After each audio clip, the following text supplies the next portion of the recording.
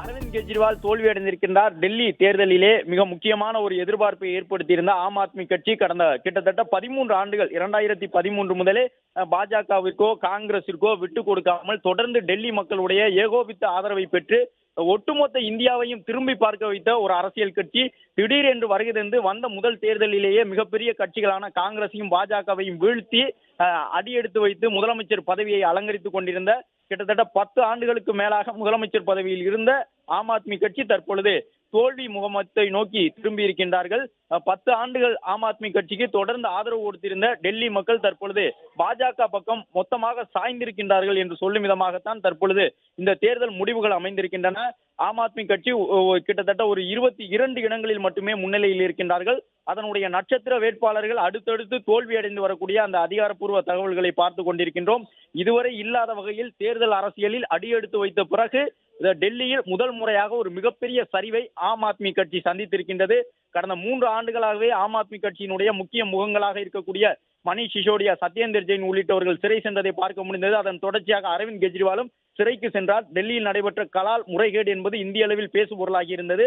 இந்த முக்கியமான தலைவர்கள் மக்கள் மன்றத்தை சென்று மக்களை சந்திக்க முடியாத அளவிற்கு நீதிமன்றத்திற்கே அலைந்து கொண்டிருக்கக்கூடிய ஒரு சூழலில் தான் கடந்த 2 ஆண்டுகளாக இருந்தார்கள். எனவே ஊழலை எதிர்த்து உருவான ஒரு கட்சி ஊழல் குற்றச்சாட்டுகளிலேயே சிறைக்கு செல்லக்கூடிய சூழல் உருவாக்கப்பட்டிருந்தது. அந்த முறைகேட்டு புகார் உள்ளிட்டவற்றிலிருந்து ஆம் ஆத்மி கட்சியினர் மீண்டு வர முடியாத வகையிலே தற்பொழுது இந்த தோல்வி அவர்களுக்கு வழங்கப்பட்டிருக்கின்றது.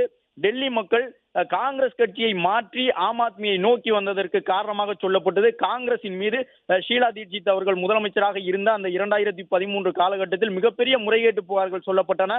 எனவே டெல்லி மக்கள் பெரும்பாலானவர்கள் நடுத்தர வகுப்பு மக்கள் அனைவருமே பணி செய்யக்கூடியவர்கள். அவர்கள் அனைவரும் அந்த முறைகேட்டு புகார் மீது தொடர்பாக காங்கிரஸ் மீது நம்பிக்கை இழந்து போய் ஆம் ஆத்மி கட்சிக்கு மொத்தமாக வாக்களித்திருந்தார்கள். அந்த காலகட்டத்தில் 2011 முதல் நடைபெற்று வந்த லோக்பால், லோக் ஆயுக்தா உள்ளிட்ட சட்ட போராட்டங்களின் மூலமாக அரவிந்த் கெஜ்ரிவாலுக்கு கிடைத்திருந்த அந்த ஒரு மிகப்பெரிய பிம்பம், ஊழலுக்கு எதிரானவர், முறைகேடுகளை தடுக்கக்கூடியவர், இவர் ஆட்சிக்கு வந்தால் டெல்லியினுடைய வாழ்க்கை தரம் மேம்படும், டெல்லியில் கல்வி, சுகாதாரம் உள்ளிட்டவை எல்லாம் மிகப்பெரிய அளவில் முன்னிலை பெறும், படித்தவர், ஏற்கனவே அறிமுகமானவர் என்ற அடிப்படையில் ஒரே தேர்தலிலேயே ஆம் ஆத்மி கட்சிக்கு மொத்தமாக டெல்லி மக்கள் தங்களுடைய வாக்குகளை வழங்கி இருந்தார்கள்.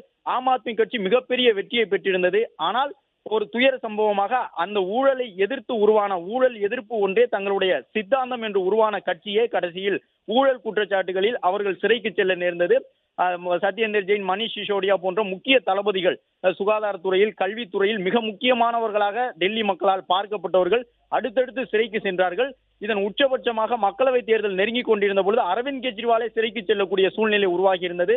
கலால் முறைகேடு என்பது ஏறக்குறைய நிரூபிக்கப்பட்ட ஒரு முறைகேடாக அது நீதிமன்றத்தின் மூலமாக அறிவிப்பு செய்யப்பட்டது. அதன் தொடர்ச்சியாக அரவிந்த் கெஜ்ரிவால் சிறைக்கு சென்றார். அது மட்டுமல்லாமல் தொடர்ச்சியாக மத்திய அரசு கொண்டு வந்த ஒரு சில திட்டங்கள் டெல்லிக்குள் அனுமதிக்கப்படவில்லை. மாநில அரசாங்கம் அதற்கான அனுமதியினை வழங்கவில்லை. ஆயுஷ்மான் பாரத் போன்ற திட்டங்களை செயல்படுத்துவதில் சுணக்கம் காட்டுகின்றார்கள் என்றெல்லாம் பாஜக குற்றச்சாட்டுகளை முன்வைத்துக் கொண்டிருந்தது. இரட்டை எஞ்சின் ஆட்சிதான் தேசிய தலைநகருக்கு தேவை என்று குறிப்பிட்டு பிரதமர் நரேந்திர மோடி அவர்களும் அமித்ஷா அவர்களும் தொடர்ச்சியாக மேற்கொண்டிருந்த அந்த தேர்தல் பரப்புரைகள் ஒட்டுமொத்தமாக பாஜகவிற்கு கை கொடுத்திருக்கின்றது. RSS அமைப்பை சார்ந்தவர்களும் தொடர்ந்து இந்த தேர்தலிலே அவர்களும் பணி செய்திருந்தார்கள்.